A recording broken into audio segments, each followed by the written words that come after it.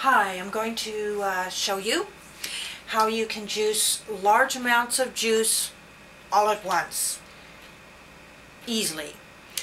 Alright, first, whatever your juicer is, you want to go straight to the area where this pour spout is. And you want to take your juicer apart so that you can get that pour spout out.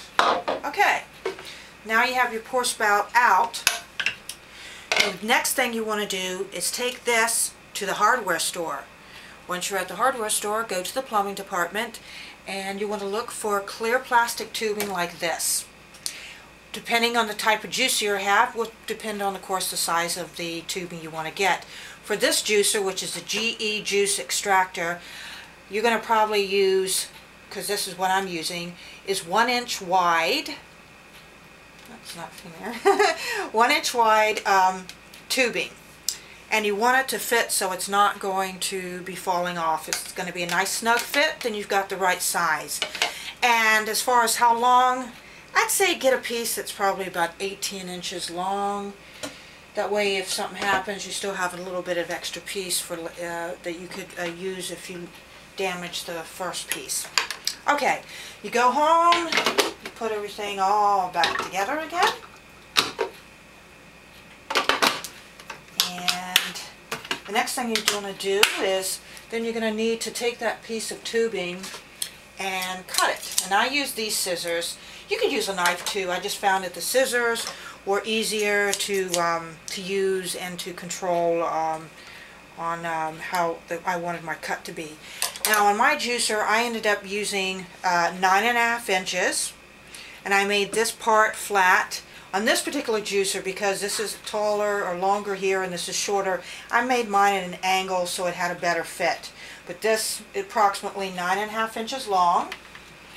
And you slide that on, and that's the first thing you do. The second thing you're going to need is you're going to need a table or a stool or a kitchen chair, something that is lower than your counter.